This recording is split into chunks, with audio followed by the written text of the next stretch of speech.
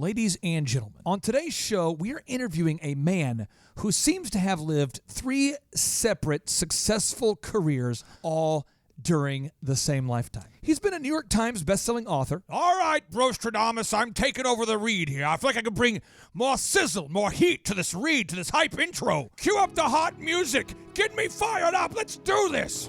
And, academically speaking, at just the age of 16, he enrolled in UCLA, where he graduated summa cum laude in 1974. Then, Rick Hanson was chosen by the UCLA Alumni Association to be one of the 4 outstanding seniors. He then went on to attend San Francisco State University, where he worked on his master's degree in developmental psychology, and then went on to receive a Ph.D. in clinical psychology from the Wright State Institute in 1991. Now he's become renowned as being one of the few people on the planet Earth. That's the planet Earth, not other planets. Oh, cue the explosions on it. This guy's got a proven track record, helping people become sustainably more happy, calmer, and more confident. Ladies and gentlemen, I'm reading the bio that seems to be false because it's so good, but it's true, of Mr. Rick Hanson, Ph.D. and New York Times best-selling author. Some shows don't need a celebrity narrator to introduce the show, but this show does. 2 men, 8 kids, co-created by 2 different women, 13 multi-million-dollar businesses. Ladies and gentlemen, welcome to the Thrivetime Show. Now, 3, 2, 1, here we go! Started from the bottom, now we here. Started from the bottom, and we'll show you how to get here. Started from the bottom, now we here. Started from the bottom, now we here. Started from the bottom, now we here. Started from the bottom, now we'll show you how to Yes, yes, yes, and yes. Andrew, on today's show, we have a very special guest. And I hate to one-up our guest as soon as we have him on. It's not really a polite thing to do, but think about this. Today's guest is a New York Times best-selling author. Wow. I'll give him a point for that. Okay. He is a doctor. I'll give him a point for that. He is from Stillwater. I do give him a point for that. Really? But he was never a disc jockey. So really, is there any credibility? None. All right, welcome on to the show, Dr. Rick Hanson. How are you, sir? Clay, I'm happy to be here. Thanks for that intro. Hey, I just have to ask you, was there ever a low point in your life where you thought, I should become a disc jockey? Because the only reason I was a disc jockey is because I couldn't be a carny. I've had a fantasy of doing some kind of TV show in which people explored personal growth topics in a way like what you do as a regular show, but I've never thought of becoming a disc jockey. Okay, well, if you want to take your career to the bottom and miss every single weekend and date night with family and, every DJ on every holiday, that's a backup fallback position if your best-selling author career does not continue to take off. So my first real question for you is, I want to talk about grow the good that lasts in your brain and your life. What is that? It's on that the phrase is written on your website. What does that mean? Mm-hmm. It's the basic idea. Like, let's say somebody is listening to you or listening to me, and in the moment it makes sense. Let's say people have good ideas, they have good intentions, they have good experiences, but then 10 minutes later, same old, same old. Or the next morning they wake up, same old, same old. Or there you are, you get into an argument with your partner or your kid, and you think to yourself, next time I got to do it differently. But you know what? The next time you don't. So the question is, how do we actually change for the better over time and take charge of that process ourselves to become grittier, tougher, more determined, more resilient, more fair-minded, happier, more skillful, better leaders, better followers, better spouses, better parents? How do we actually do that over time? And that's what I've been deeply interested in, because that is the fundamental key. It's the kind of superpower of superpowers, because it's the one you use to grow the rest of them, which really boils down to how can you relate to the experiences you're having in the moment to help them have maximum impact on your own brain, to hardwire happiness, calm, contentment, and inner strength into yourself, so then you have it with you wherever you go. So let me cue up an example here. I work with a lot of churches, a lot of pastors, and my job is to help them with the workflow, the marketing, the checklist, the systems for large churches, so that way you have fresh coffee and your website works and these kind of things. I don't really get into helping someone with theology. But a lot of pastors I've worked with over the years have expressed extreme frustration that they'll deliver what they believe to be a powerhouse sermon. And just literally, what you're saying here. They'll get an email from someone 10 minutes later going, could you please email me the outline? I couldn't remember the key points, but it was great. Exactly right. How do we help good moments? I don't mean good like touchy-feely or rose-colored glasses. I mean moments of feeling accomplishment or a spiritual revelation of some kind or just a calming inside your body instead of being stressed out. How do we help it stick to our ribs, in effect? And that's where, as a neuropsychologist, I've been really interested in helping learning last, in effect. And the key to it is really summarized in this kind of catchy saying. I know you'll make a jingle out of it. Neurons that fire together, wire together. That's a famous saying in psychology. You said neurons that fire together. I'm putting this on the show notes. Neurons that fire together. Got it? Wire together. Wire together. That comes from the work of the Canadian psychologist Donald Hebb, literally about 70 years ago. Neurons that fire together, wire together. So you have the two stages. The problem is, lots of times we're thinking something or intending something or experiencing something in our body or becoming a little bit happier, a little more confident, let's say, and those neurons are firing, but they don't start wiring. The experience washes through us like water through a sieve. But, of course, meanwhile, every moment of irritation, hurt, disappointment, frustration, self-doubt sinks right in because the brain has what's called a negativity bias. I say it's like Velcro for bad experiences, but Teflon for good ones. That's what helped. Our great-grandparents and great-great-great-great-grandparents do well under really harsh conditions. Sometimes you need that negativity bias, but for most people today, it just creates a lot of unnecessary suffering and unnecessary self-doubt and conflict with other people. So you're saying that the brain has how to do is to turn that around. Yeah, go on. You're saying the brain has a negativity bias.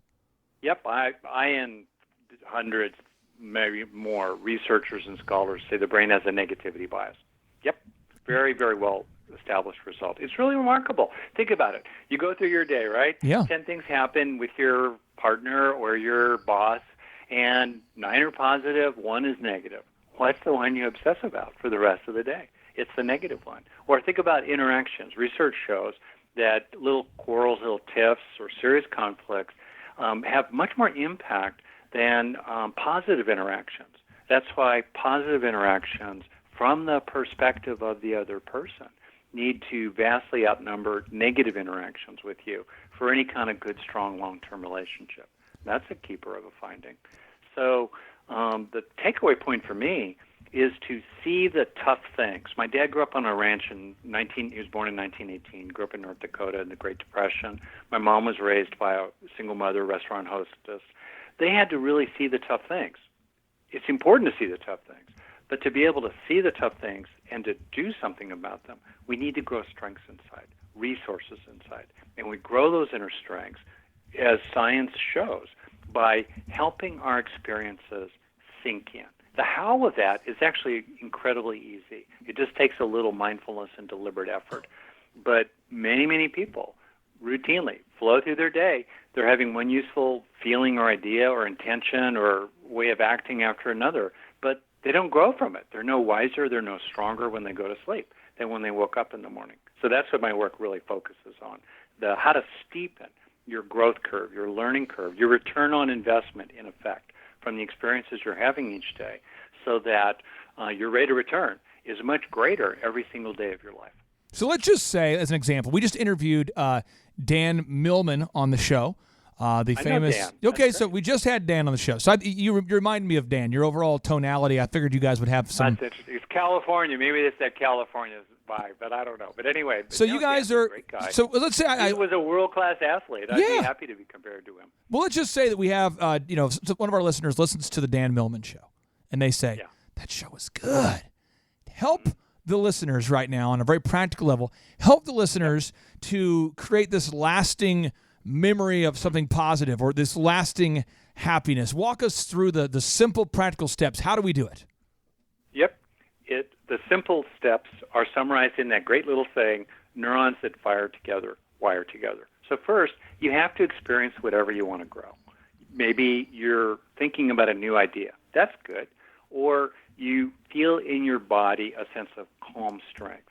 Or you have an emotion of gratitude or confidence. All right? First, you experience it. And then you got to turn on the inner recorder once that song's playing in the inner iPod. Stay with the experience for a breath or longer. Keep those neurons firing together for a breath or longer rather than scooting on to the next thing or letting other people rain on your parade. 2, try to feel it in your body. The more we feel stuff in our body, as kindergarten teachers know and the great inspirational speakers like you know, the more that people feel things in their body, the more it's going to tend to leave a lasting physical trace behind that you can count on later when things start falling apart even. And a third thing you can do, and you don't need to do them all, but these 3 are like neuro hacks. You can hack your brain, in effect. I'm using the term metaphorically, not literally. Focus on what's rewarding about it. Focus on what's rewarding. What feels good or what's meaningful about the experience. Technically, that will increase dopamine and other neurotransmitters people have probably heard of inside your brain, which will flag the experience you're having as a keeper for protection and long-term storage. The essence is really simple. For a breath or 2 or longer, receive what you're experiencing into yourself. Stay with it. Try to get a sense of it in your body. Focus on what's meaningful or enjoyable about it. I have a lot more details about this and applications for particular issues, including healing old pain and addiction and things like that. You can learn a lot more about that, freely offered on my website. But the essence is really simple. Slow down. Receive the experience for 5, 10, 20 seconds in a row. Feel it in your body and recognize what feels good about it. And in that way, if you do that 6 times a day, which takes less than 5 minutes a day, you will go to bed feeling more filled up from the inside out. And that's just the first day. And as you do this kind of practice again and again and again, it really makes you stronger and more able to maintain what I call an unshakable core of resilient well-being. Neuroscience. I think there's somebody out there listening. We have so many business owners that listen to today's show. I would say our listeners have an action bias. I would say that if the brain has a negativity bias, our listeners have an action bias. They're very motivating. Okay, great. And they're also very skeptical. They're also very skeptical because if you own a business, you've been taken advantage of. You've had somebody not pay you on time. You've had all the situations. And so they're going, really? Is this actually proven? So can you get into the neuroscience and studying the actual brain and what's going on with the brain when we're having a positive and just kind of the science that shows that you're not just making this up. I mean, this is real, deep stuff. Oh, yeah. So 2 things. So first, there's lots of evidence of all kinds, from very thorough, complicated studies to everyday experience. There's lots of evidence that people do change in lasting ways, in their character, in their happiness, and in their capabilities. There are many, many examples of that. Well, evidence of mental change is evidence of neural change, even if we don't yet have an MRI scan. That's the first point just to make here. There's a tremendous amount of evidence that both formal and informal actions of various kinds, sustained over time, help people grow inside in a variety of ways. Good evidence there. Second point, there's tons of evidence now on both humans and non-human animals that learning, what I mean by learning is personal growth learning, character learning, spiritual learning, leaves observable physical traces of change in the actual brain. So now I'm going to give you some examples of that. First, since neurons that are firing together, you will see in brain scans of humans and non-human animals who've gone through some kind of training experience, whether psychotherapy, mindfulness training, or, frankly, rats learning that the cheese is down, the X tunnel rather than the Y tunnel. Go left instead of right. That's where the cheese is. Okay. So first of all, you'll see more connections between neurons. The neurons are actually wiring together. You'll also see more sensitivity or activity in the existing connections, called synapses, between the neurons. based on lasting changes of emotion and action and intention. Another change you see is that there's more blood flow to parts of the brain that are routinely exercised. It is like building up physical muscle. The more you work a particular muscle, the bigger the muscle fibers get and the more blood flow that comes to them. And you can see that observably in the brains of people that are going through personal growth experiences of different kinds. Other changes are really remarkable. Epigenetic changes, changes in the expression, the activity of genes way down deep, all twisted up in the molecules of DNA that comprise the genetic material inside neurons.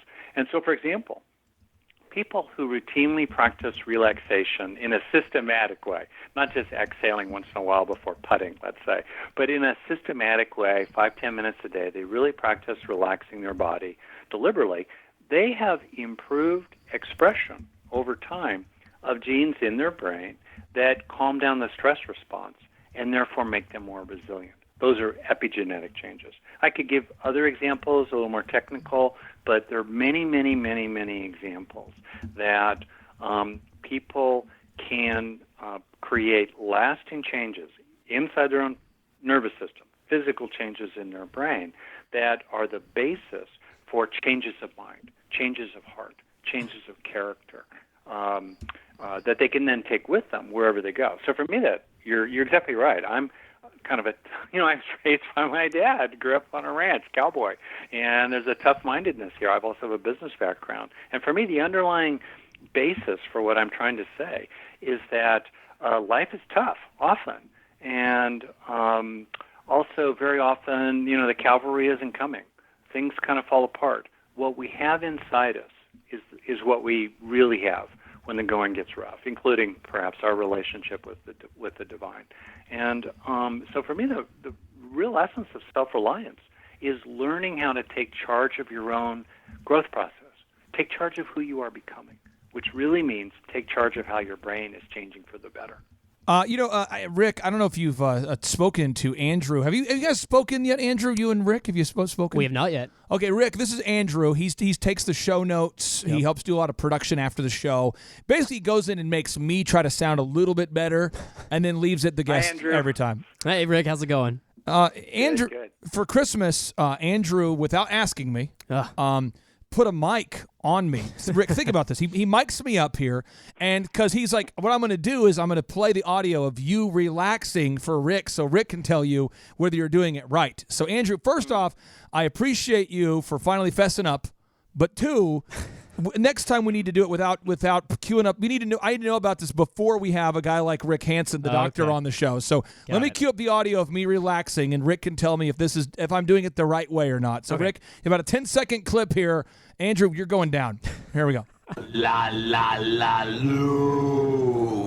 Luke, I am your father.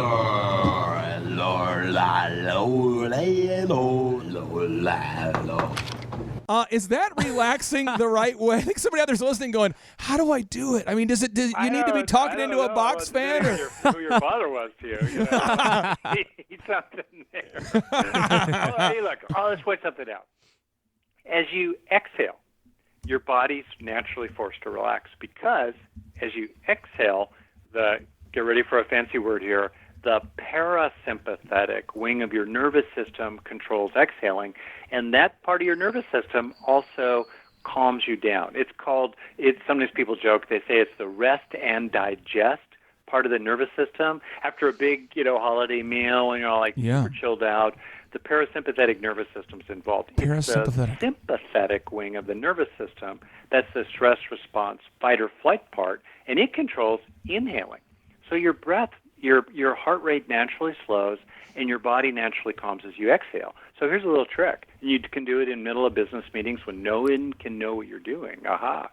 Just deliberately make your exhalations as long as your inhalations, if not even longer, for a breath or two or even 10. And you will notice that within a breath, certainly within a few breaths, you're just calmer. And if you have one of these little like Fitbit things or heart rate gizmos, you'll watch your heart rate slow if you do several long exhalations in a row.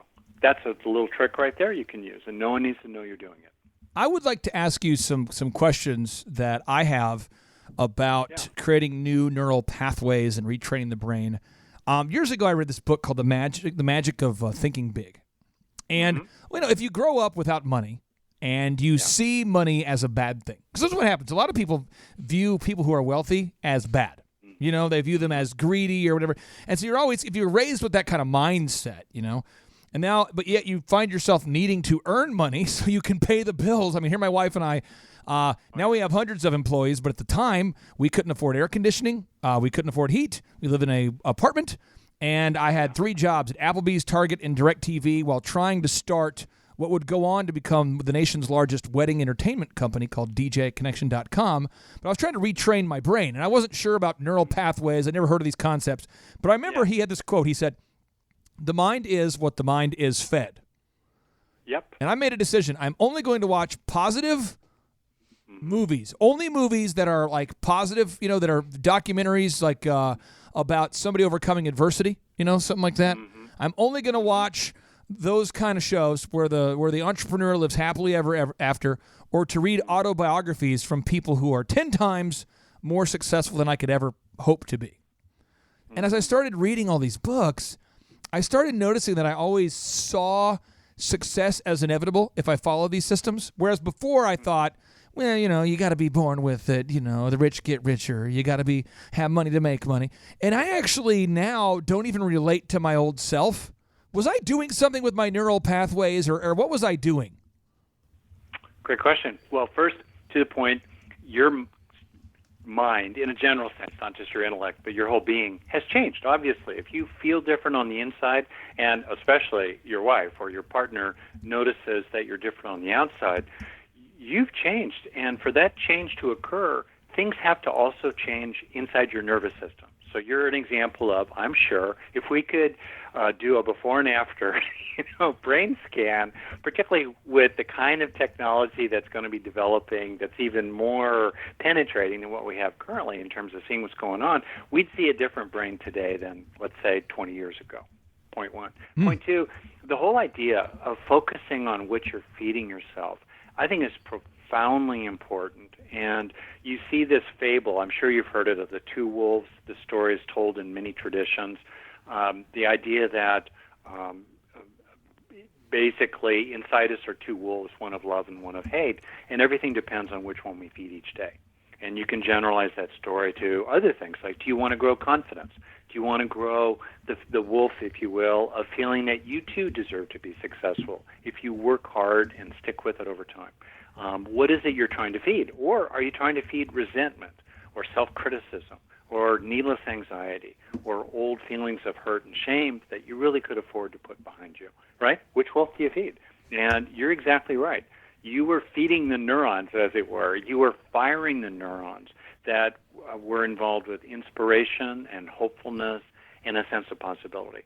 And here's an interesting thing. What research shows in many different ways is that people who do focus on opportunity and they pay attention to their successes along the way, and they pay attention to positive relationships, like I've watched you on some of your YouTube clips and how you form fairly quickly positive relationships with other people. Research shows that when people do that, they actually become more able to deal with the hard things of life. And they tend to become, in fact, more generous as well. As their own cup runneth over, they don't usually, there's some significant exceptions unfortunately, but they don't usually become smug and self-satisfied, stingy, and horrible. They usually become generous, forgiving, large-hearted, and more interested in helping other people rise with them as well. What would you say to the parent out there listening? A lot of our listeners have kids. Yeah. And I've noticed this just in my office. We have hundreds of employees, and occasionally you have to fire somebody, all right? And an unfortunate pattern that I've seen is the people that usually get fired for stealing or something, they're downloading some pretty crazy stuff on that work computer after hours or before hours and watching a lot of violent things, and it just seems to be a parallel activity. So for the parent out there that's going, does it hurt my kid's brain to allow them to watch a ton of violent films or to play a bunch of violent video games? Is that creating a bad neural pathway? That's a really good question. So two things. So first, what we're talking about is really relevant to the individual, right? How can I, grow a little bit every day and really feel like I'm in charge of that change process rather than just being buffeted by all these forces in life. All right. So it's very relevant to an individual themselves. It's also relevant if you manage other people or teach or coach or therapize other people or raise people. Like my wife and I have 2 adult kids now, and this question is really relevant as well. How can we help the people we're raising or managing to themselves use these methods of cultivation, of self-development to help the experiences that they're having, or maybe we're taking them through a training program? How can we increase the impact of the experiences people are having? So all this is really relevant to that as well. And then specifically, it's a little controversial, this whole question of video games and stuff like that. Basically, if you take a kid who already tends to be kind of, aggressive or impulsive, and just by nature, nothing wrong with that, just kind of they're more vulnerable that way, or even a kid who tends to just kind of withdraw from others and really go into his or her internal world. And then if you have that person do a lot of violent, very engaged video games, like hours a day, that can create risks. And that can create also what is, in a funny way, a more pervasive issue. It's not so much that the kid's going to become he's going to go walk into a mall and shoot people. It's not so much that. It's just what starts to happen is that a person gets used to a really intense amount of stimulation under their own control. So ordinary life, like just talking with somebody, Right. or just looking out the window for a couple minutes in a row, feels so boring. That's part of the issue here. It's like feeding little kids candy. Then they don't care about apples. Apples don't taste sweet any longer.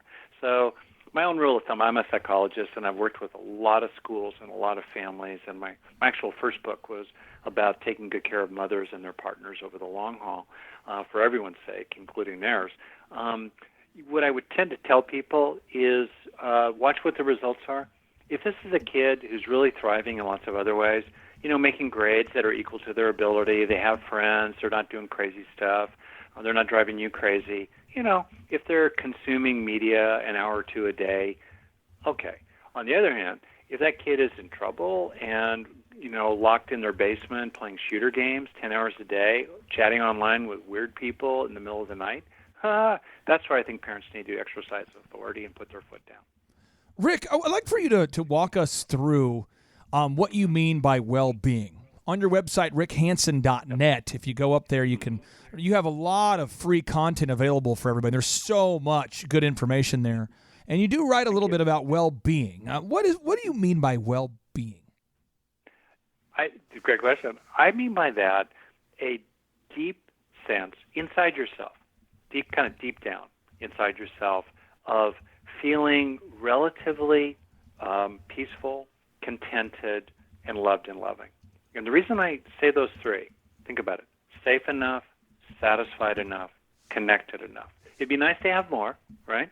And it doesn't mean not seeing the way it really is, but it means that in the core of your being, there's an underlying feeling in the background, often, of inner peace, contentment, and loving warm-heartedness. And the reason I do those 3 is that those 3 speak to our 3 fundamental needs for safety, satisfaction, and connection that we, like other living creatures, all share together. And they're related to the 3 levels of the brain: the brainstem, the subcortex, and the cortex, which are related factually to the physical, biological evolution: the reptilian brainstem, mammalian subcortex, primate human neocortex, that are related to our fundamental 3 needs. A person doesn't have to buy biological evolution, if they don't want to observe directly in themselves that they, like the people they work for them or their kids, have these 3 fundamental needs. When we don't feel our needs are met, we don't have well-being. Well-being is the result of the internal felt sense of an enoughness in meeting your needs, which is partly related to your circumstances. It's great to have a lot of money, but there's a lot of research that shows that the amount of money a person has tends to make a fairly small contribution to their well-being compared to their sense of relationships and their own state of mind, how they engage their own thoughts and feelings. And so when I say well-being, I'm really talking about what's in the core of you, in the background, around which could be physical pain. Your back could be killing you. When my dad passed away a few years ago, over the course of many months, and I spent an enormous amount of time with him, my heart was really heavy, and still deep down there was a fundamental sense of peace. I loved him, I knew he loved me, and I knew this was a natural process, right? So you can have issues floating around the edges, but in the core of you, there's a well-being. On the other hand, to have that kind of well-being, you need to be resilient.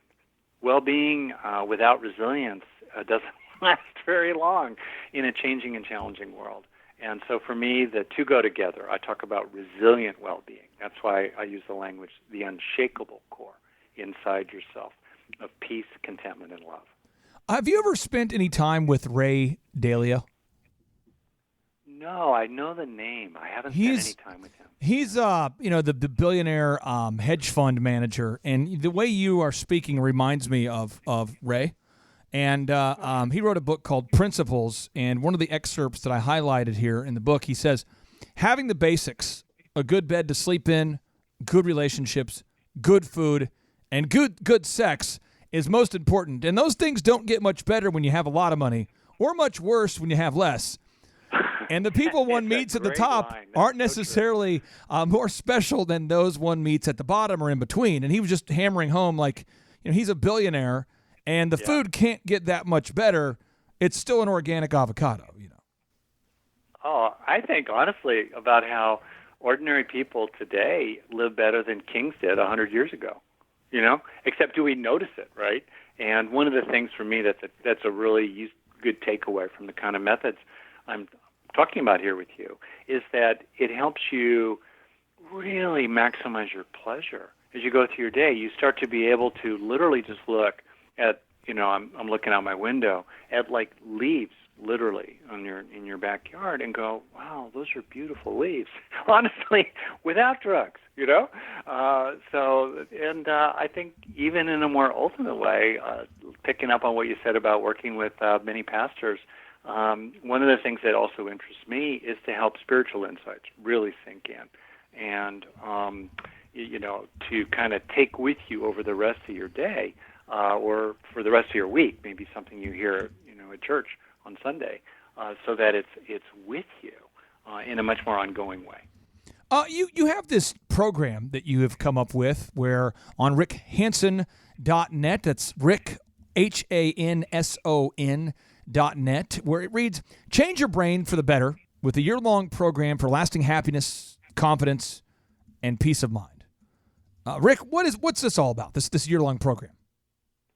Clay, I really appreciate you bringing this up. So basically what I did in an online program, super accessible, is to pull together most everything I know really as a long-time psychologist, parent, and business consultant.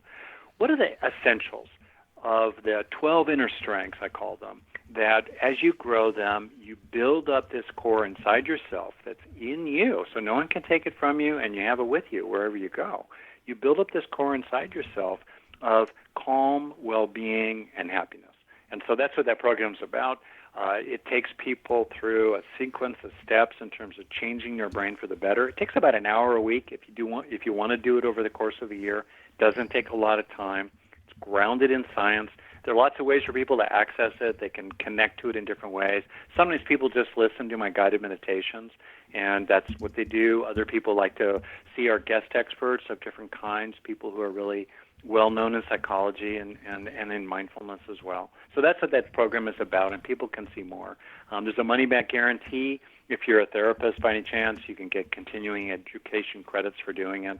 And it has had really rave reviews. Some say it's the most successful self-help online program to date, really. We've had pushing now 15,000 people go through it. What does it cost? Is it $7, $17,000? What's it cost? No. Well, for a year, it's, I think, about $400, maybe. Oh, wow, that's a great deal. For the year. No, it's very affordable. And even though my wife kills me about this, if people have financial need, we love giving away scholarships. So, again, just think about this. If you're out there today and you are, this is what I see. I want you, Mr. Listener, to ask yourself this question. Mrs. Listener, I want you to ask yourself this. Are you mentally in the doom loop? So let me give you an example of a mental doom loop. Person signs up for a personal training, like a fitness class, right? They pay the money. They don't go. Like the first day, they get there a little bit late. Day 2, they don't show up. Day 3, they're still paying. Day 4, they've given up on themselves. They've almost quit before they started. And you're in this perpetual loop. I've seen people, Rick, in this loop for decades. Some people never get out of the loop. And you're saying you can help people retrain their brain for $400 a year? 100%. We even have results to show for it from using these psychological measures before and after. But here's the key point. You got to do the work yourself. And you really, I'm sure, well know this, that I've been struck many, many times by people who will work hard to get good at things they don't particularly value for one reason or another, but the thing that they know would really help them or help those they love get a little bit better as a parent or a partner or a business owner, or they know that if they were more mindful or calmer or more self-aware, more patient, it would really help them in their everyday well-being. It would help their physical health. It would give them more years of life. They would spend more time with their grandkids. They know this, but they don't make the 10 minutes a day of effort. And that's honestly what I'm really struck by. It's about, ballpark 10 minutes a day. If someone would actually do it, would change their life. No one can stop you from doing that. That's old school, and I love it. On the other hand, no one can do it for you. So for me, if someone, I do want to come up with a little key point here. If someone makes sincere efforts at the scale of, let's say, 10 minutes a day, 10 minutes a day of deliberately taking some long exhalations and calming their body, or as they move through their day, 10 seconds here, 20 seconds there, 5 times a day, slowing down to notice something useful or enjoyable and kind of soak it into themselves. If they did that, if before going to bed or on getting up in the morning, they spent a few minutes kind of centering themselves, maybe with prayer, maybe with meditation, maybe thinking about things they're grateful for, maybe more generally, and really kind of marinated in it. Marinated especially in those 3 things I said, peace, contentment, and love. Just kind of did that. 10 minutes a day. If someone did that for 10 days in a row and did not feel markedly different, then they should look at their physical health. Take a look at, is there an underlying depression or issue in their own health that's getting in the way? Or, obviously, if they're in a horrible situation, like fleeing for their lives or a refugee, trying to get away from some, police state, then there's something to look at beyond your own mental training. But if someone who has, let's say, normal physical health and isn't in the world's worst situation gives it 10 minutes a day for 1 day in a row, let alone 10 days in a row, you really ought to see results. You know how Ron Popeil or Billy Mays, they would always sell these the products on the infomercials, and then right when you're going, there is no way I'm going to buy that beef jerky machine. Then they go, and there's more, and they give you the slicer, the dicer, and then you're like, I don't know. And they go, and it's half off for the first 10 people, and you're going, there's no way. And around 3 a.m., your wife's on vacation or some out of town, you're like, well, I'll get one. Here's the offer I'll make for the Thrive Nation. If you're out there saying to yourself that you want to sign up for the program, and you're going, I just don't know if I can find the 10 minutes a day to actually do it. If you'll come to Tulsa, I promise I will tase you with a police-grade taser as much as you need to get yourself motivated to find those 10 minutes. You just come on down whenever you have a free second, and I'll tase you, and you'll be sufficiently motivated. That's an offer. Andrew, I'm going to stand behind that offer. There you go.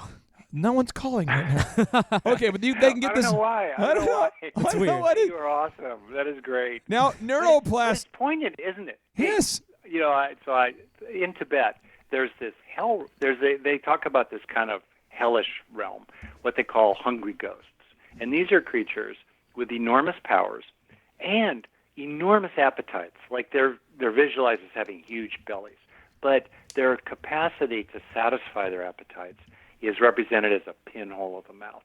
They're hungry ghosts. That's the idea. And to me, there's something very poignant when you see people walking on the street very often. They're harried, they're hurried, they feel empty inside. People will say that. They feel, as my dad would talk about horses at the end of a really long day, rid hard and put up wet. And there is that feeling, I think Thoreau said, quiet desperation in a lot of people deep down inside. And it's poignant. It's sad. Particularly because we have the power, we really do have the power as we move through our day to help things sink in, to really land them in our body so that I have a lot of experience in wilderness, done a ton of rock climbing. What's in your backpack, right? What's inside you that you take with you every day? And I think that as, honestly, people get more filled up from the inside out, I don't know if I could say this word on your show, but Sure. It starts with A and ends with S, and it's got the word hole in it somewhere. They just become less of a jerk, and become a lot better to other people. And to me, that's the opportunity. And it's an opportunity with implications for both individuals and, step back, big picture, take a look at the world. One of the things that drives a lot of craziness is people who already have a lot don't really feel it inside, and they're discontent inside, Yeah. and they're angry and frightened and aggressive and vengeful, and they hurt a lot of other people because of what's missing inside themselves. If I know you like to climb rocks, nice terrain there. If you want to Big climb an area where there's virtually no terrain, nothing visually to see.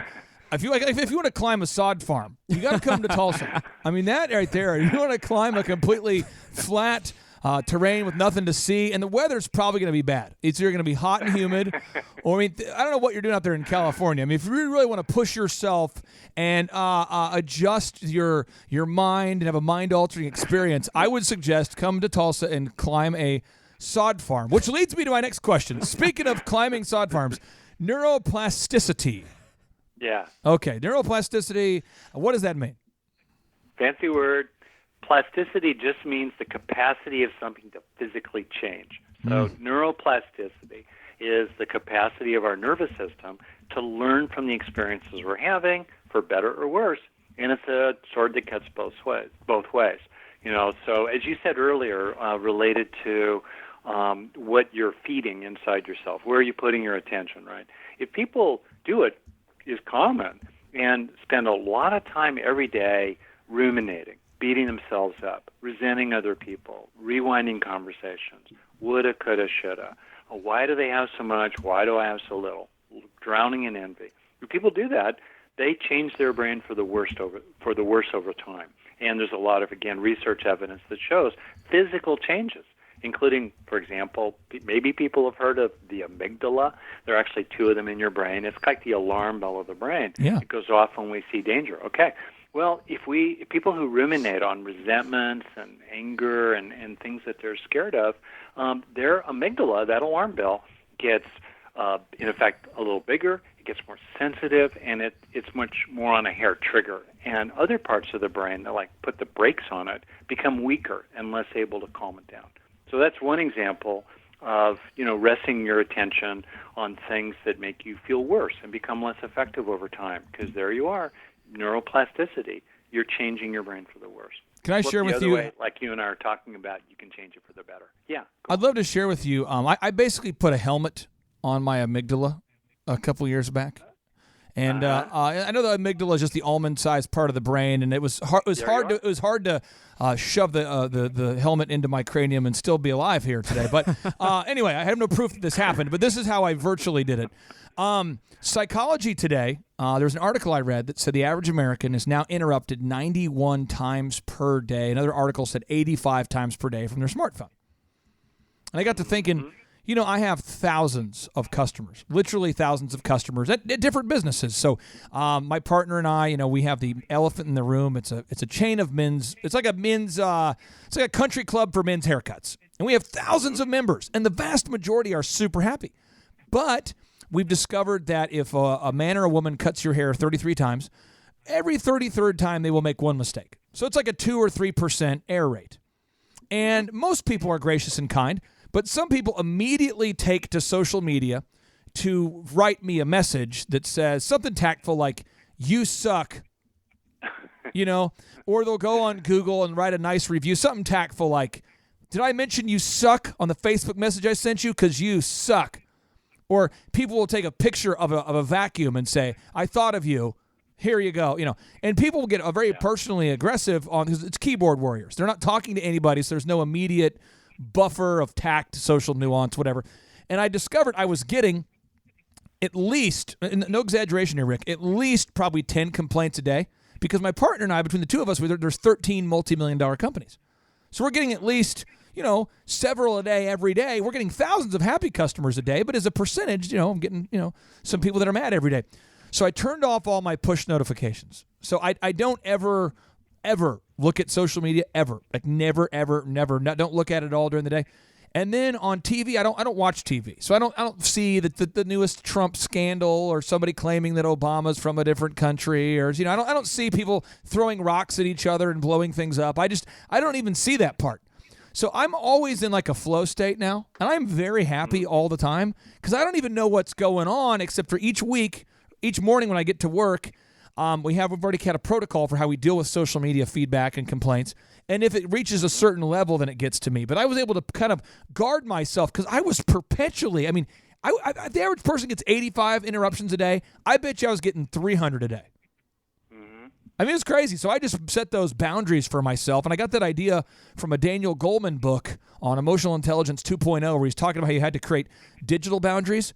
What advice would you have for the listeners out there who are going, "That's me. I'm constantly getting interrupted. I'm constantly getting emails at night when I'm having dinner. I'm getting text messages, calls, complaints, issues. I'm just going to explode." What advice would you give the listeners? That's a great question. So first off, if you think about it, what's the most fundamental thing you own? It's your attention. It's where your attention goes. Oh, it's so good. And there's a kind of saying, where your attention goes, neural activity flows. So for me, as a independent, very stubborn, self-reliant, autonomous kind of guy, I want to control my attention. And we live in a society in which, frankly, more and more clever and intrusive methods are being developed to hijack our attention for somebody else's purposes. Or to feed our tendency to get addicted to lots of new things, especially new kind of interesting, rewarding things. So to me, it's a fundamental matter of autonomy, of being the boss of your own life and the boss of your own mind, to be able to control your attention. That's where some training in mindfulness and prior meditation can really be helpful to get more control over your attention rather than have it skitter all over the place. So that, to me, is a general point. Then there's the question, which you are getting at, which is, to what extent is it useful to be aware of the sorrows and troubles of the world, including the people around us? And my own value system, and I'm speaking more as a person here and less as a psychologist here. It's a personal value for me to be really kind of aware of what's going on so that I'm informed about it. But on the other hand, I don't want to be flooded by it. And I don't want to be,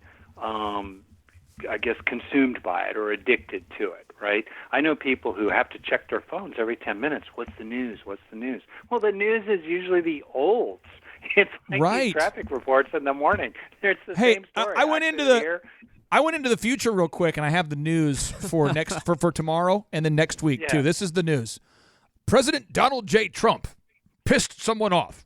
This just in. That's going to happen, right? Every day. Right. Exactly right, So that's, to me, the key question here. Are you in control of your mind, or is somebody else in control of your mind, including your own bad habits over time? And can you be aware enough? Like you said, you have this meeting in the morning, and things arise above the threshold, you pay attention to them. Can you be aware enough of the issues out there?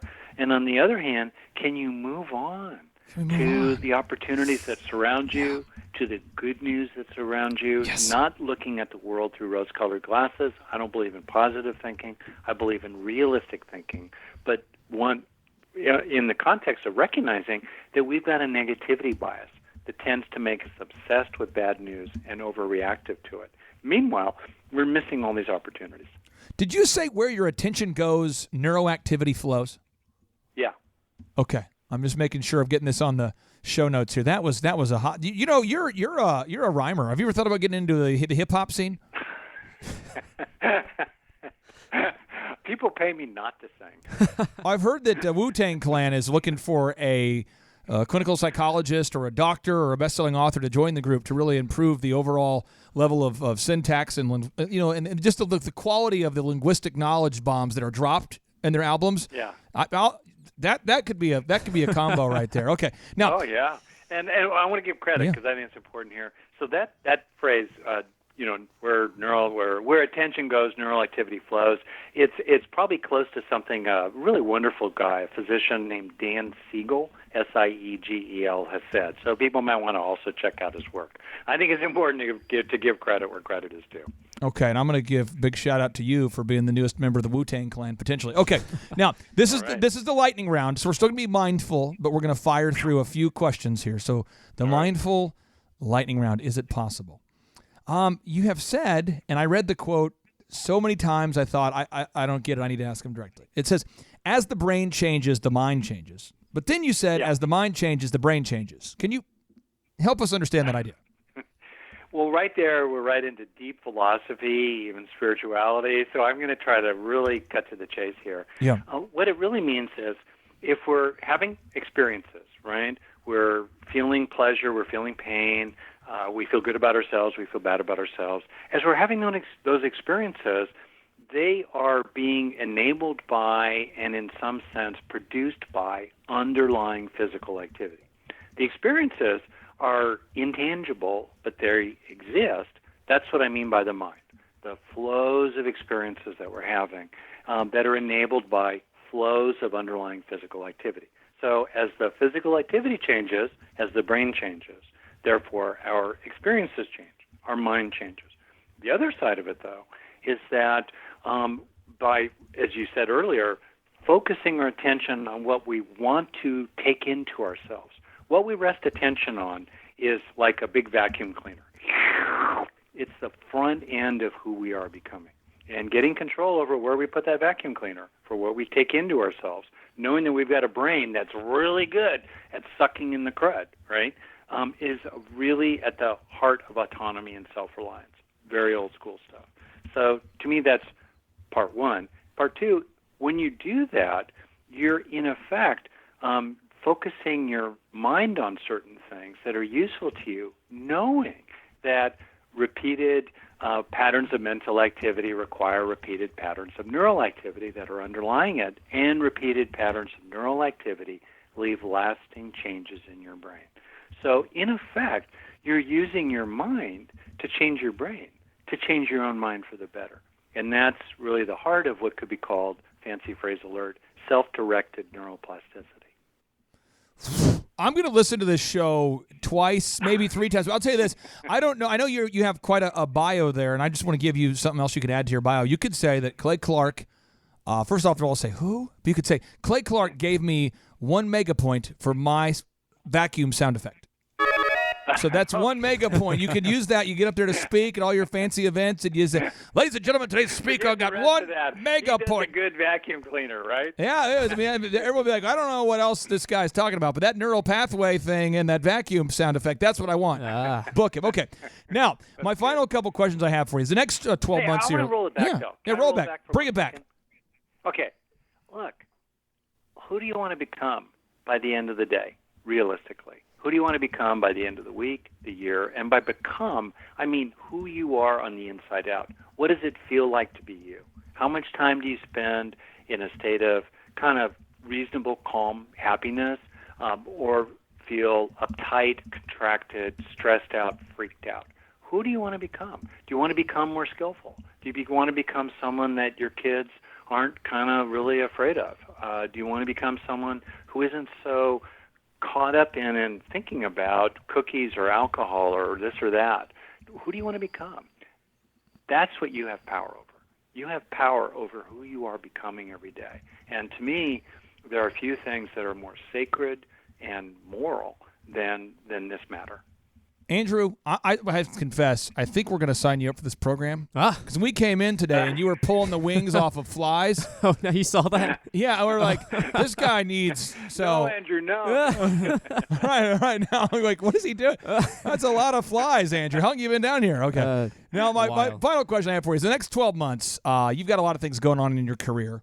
What's the big project you're most passionate about, or the book you're most passionate about? Because our listeners are very action-orientated, and they want to take action. So should they check out your site? Should they check out your book? Or what are you working on here the next 12 months?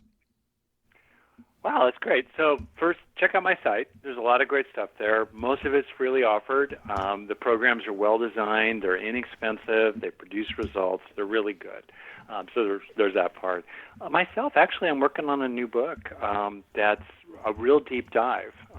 Working title is Neurodharma, The Deepest Roots of the Highest Happiness. I have a long background as a meditation teacher, and I pulled together in that new book, which will come out in May 2020, so it's about a year and a half away from now. But I pulled together these 7 fundamental characteristics of the wisest, most evolved people I know. You want me to say them? Yes. People can think about this? Yeah. Okay, yeah. Cool. We can, and the thing is, each one of these 7 characteristics, they're both where we want to become, right? It's where it's the end and it's the means, because they are ways of being each day that help us change for the better. And you can relate to each one of these 7 at a kind of basic level, or as you get more and more into it, they become deeper and deeper and more profound. So I'll just say them kind of fast. Yeah. Steadiness. So right off the top, being able to, kind of steady your mind, stabilize your attention, know where you're at, stay in the present moment. Steadiness. Second, lovingness, compassion, kindness for other people and for yourself. Feeling more and more connected with other people in skillful ways. Third, fullness, a sense of enough already. It's great to go for more, but on the basis of feeling already full. So you're less likely to become a jerk with other people, as well as the ways that fullness feels good in its own right. So the first 3 are like the platform. They're the foundation, the springboard. Yeah. Steadiness, lovingness, fullness. And then we move into some pretty deep spiritual waters, which you can relate to in different ways.